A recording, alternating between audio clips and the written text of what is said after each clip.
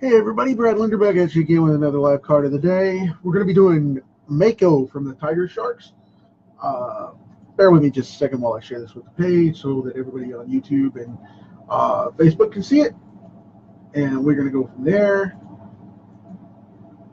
So, there we go. Cool deal. All right.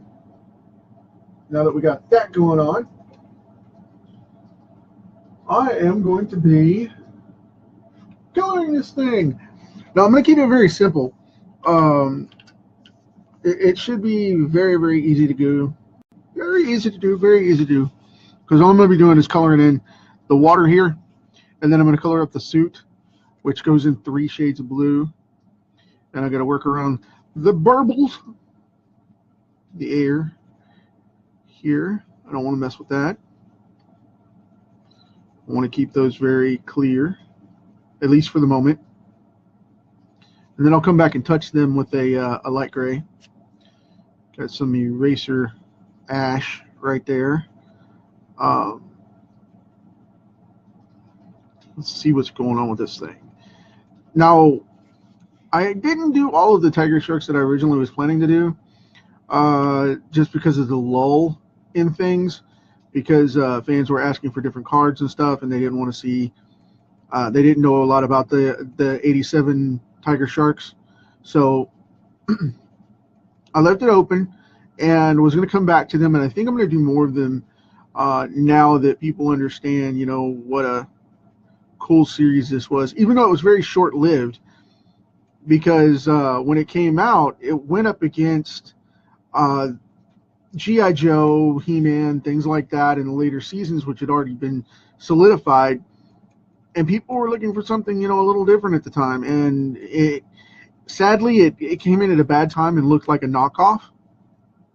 And the intro was beautiful to it, but the problem was that they were using really cool voiceover actors, really nice animation, but then it was really campy, the dialogue was really low.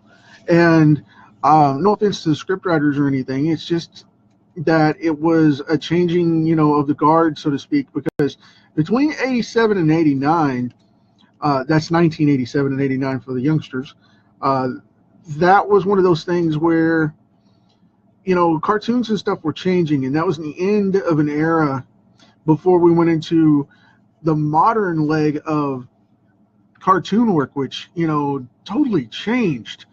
There was a lot of CGI effects. There was a lot of, metallic logos and stuff coming in the late 80s, early 90s, because the 90s cartoons, man, they totally changed the game dynamically. But the big problem was they didn't have the heart and character that a lot of the 80s cartoons had. So, it wasn't necessarily a complete switch, but more of a trade-off. And stuff looked really cool, but it didn't have quite the story impact. And a lot of the educational legislation was coming into place at that time too. You couldn't have harsh violence in cartoons anymore. You couldn't have suggested violence anymore. You couldn't have weapons hitting people anymore.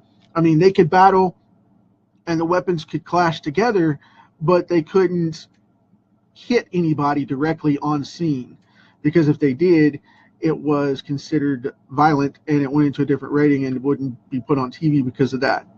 And there were measures put in place by the government to censorship that. And it was so many minutes of the show had to be educational and all that, and it moved from the educational barrier of the lesson of the day at the end of the Filmation and other cartoon studios that were doing the same thing. Mattel was using Marvel and Filmation both. They had Suncoast at the time, which became Marvel Animation Studios later. But the thing was, it had to be so much of an educational show, and it couldn't be violent. And like I said, it couldn't have contact of people getting shot or, certain things. And it had to have a degree of so many seconds of violence, so many seconds of story, so many seconds of this, that, and the other. And the criteria got so tight that cartoons just got stupid. And I mean, even though they were educational, there was no longer an entertainment factor. It was weird. It was all about the side note of getting in there to have an educational cartoon stack up, and that's the reason Nick Jr. and Noggin and all this other stuff just started popping out of the woodwork, because it was so hard to get an ability to be able to do that. Okay. Hey, Deborah, thanks for stopping by. Mike, been a while, buddy. I haven't heard from you guys in a while, man. But yeah, it's just one of those things where I don't necessarily say it's government overreach, but I think it's a stagnant type of situation where they choked out the creativity of the cartoons rather than allowing them to be, creative entertainment and escape. And that's why when people see that kind of thing in cartoons now, they just go bonkers and they can't handle it, because it's been 20 years since people got to really see that. And the new direct-to-DVD Marvel line, from a couple of years ago, and all this stuff coming out, it just really changed the ballgame. And it just had a totally different feel to it, you know what I mean? And like modern cartoons today, they are so one note, in a lot of ways. And when things like Rick and Morty, or The Family Guy, or American Dad, or South Park, a lot of those cartoons that are on more primetime approaches, they are getting shut down left and right, because they have to either be on cable or be on internet or be on direct to DVD to hold up, because of the content and insinuation that they apply into the stories. So they're even cutting out the impressionism to the point to where you can't even suggest things with a double meaning. You have to go out and get it. Of course, Rick and Morty's not really, Adult Swim stuff is not really censored all that much. So little kids that are, my students that are, underage and things like that, you guys stay away from that stuff. But the older kids know what I'm talking about, and the adults definitely do too as well. This stuff is not appropriate. It's not a lot of age appropriate, like in Rick and Morty. So it's more adult themed, so watch out for that. But content wise. But yeah, it's just one of those things where we've gotten away from the classic cartoon appeal, and I think a lot of animation companies are coming back up into that, because a lot of the new stuff that's coming out direct to DVD is really, really pushing the envelope for the classic feel of the 80s and 90s type of cartoons. When Batman the Animated Series came out, it was a game changer as to what people would accept as a cartoon. I mean, I hadn't seen anything like that since I saw the old reruns of some of the 70s cartoons, the family-oriented cartoons, where they had a little bit richer amplification and adult feel to them, to where they would make undertones and funnies for adults as well as everybody else, as the kids. But I don't know, it's just so awkward in the way that a lot of this was done anymore. And it just needs to lighten back up, It really does. It needs to lighten back up, way, way, way up. And I think that a lot of it is going to come in with creators coming back to roots, just like the comics have gotten really campy now, because Disney wants to idolize everything they want to into an avatar that can be kid acceptable for their cartoon channels. And they want to sell toys, and merch, rather than get into it for the legacy of the comic books. And I think that's a big, big, big mistake. And, I don't see Marvel, like I said, I've said this numerous times, I don't see Marvel hiring me anytime soon. So I wish they would, but I just don't see that, because of, me being able to speak my mind about the industry, which from my perspective, I think they choked it out.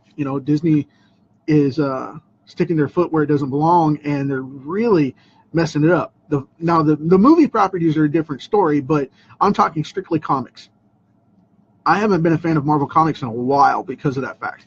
They just brought back Wolverine at the end of the later third of last year, and I think everything's going to be okay as far as the X-Men go, coming back into the comics, but I'm still not feeling it yet, and I'm hoping that they get back to it, but we'll see what happens, because right now they just totally crushed it in the way that's in a bad way. They've crushed it down to where it doesn't exist in the original form anymore at all, and I'm not a fan of that. So, when you reach a point where you lose the fan base that put it there and grew up with it, which are the main buyers of the money that's invested into it right now, because millennials don't buy a lot of regular print comics. They're all about the digital comics, which that's fine too, because there's definitely a following there. And I'm not saying that they're not for comics. They're just looking for something different than heroes. But again, Marvel hasn't met that diversity either. But they're trying to pick off the kids for the toys and the merchandise, and they're trying to get to the older adults and pick up where they left off, was pulling them into the digital medium, which the stories just aren't there. I'm sorry. They're just not. I'm hoping that someday comic books revert back to, the wholesome style blunt stories that they used to tell, which was good versus evil, hero versus villain, and then they used to put lifestyle stories involved, like Marvel used to do up until recently, in the past decade or so. And then they changed it all. But like I said, we'll see where it goes from here to really provoke that. But who knows, I mean, I could be wrong. I mean, I may have outgrown, I may have just outgrown Marvel Comics. Todd McFarlane said flat out, screw Marvel. You don't need Marvel. Well,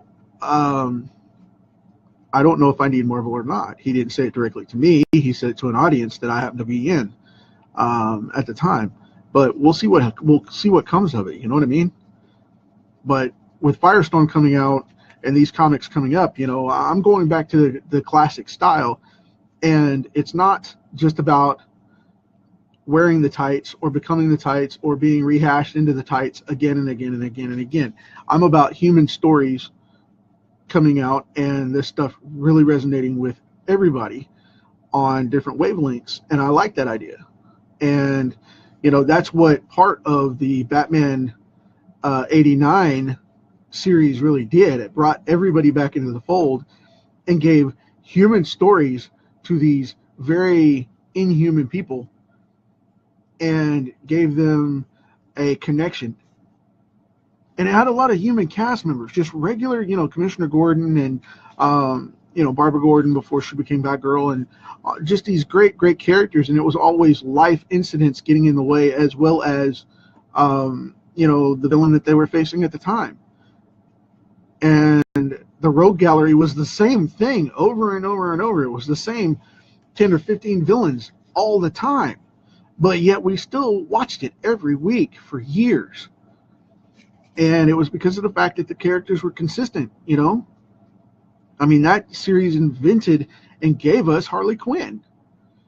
How can we say that didn't work? You know what I mean? And to pull away from that formula, I think the WB and, Warner Brothers and DC are doing the same thing. They've gotten to where everything's a kid's show and everything's silly. Instead of having any dramatic stories or in-depth stories, they're afraid of it, and they back up and don't give us anything. And it's totally 180 in comparison to the comics and into the cartoons we used to have before that legislation went into place. I mean, even the Super Friends, as G-rated as they were, they still gave us great stories and great impact. So, I mean, the dialogue was campy, in comparison to now, because we don't speak that way, but you don't do the whole Robin to the Batcave thing, in that kind of melodramatic tone.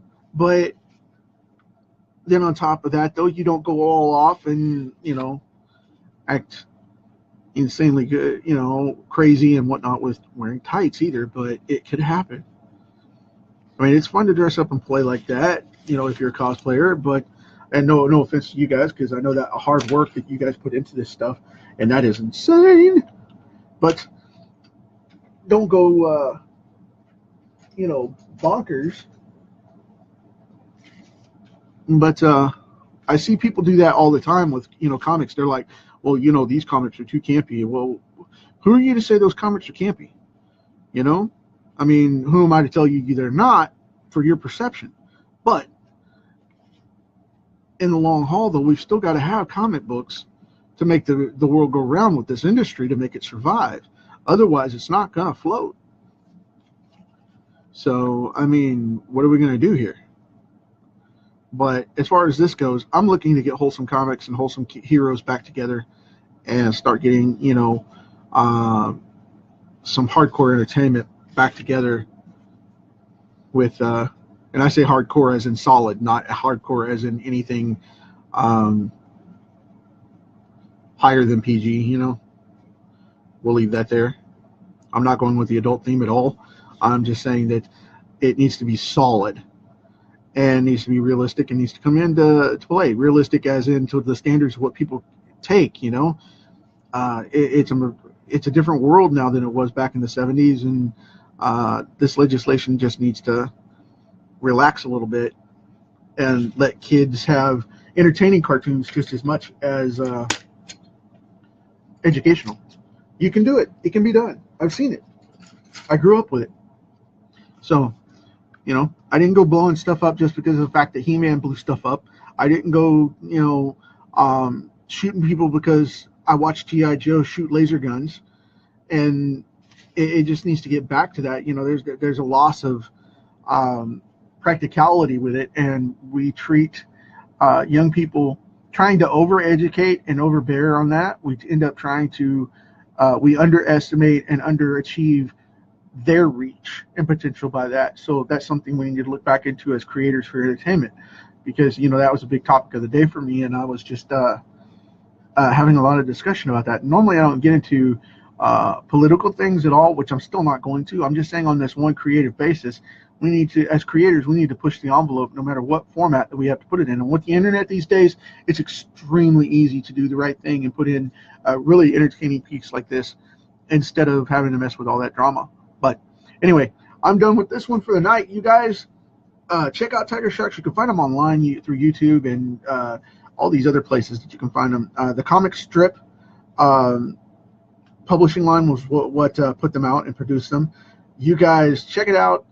I hope you enjoyed it. I've got another one coming for you tomorrow. Until then, you know how we got this big rock, so pass it on.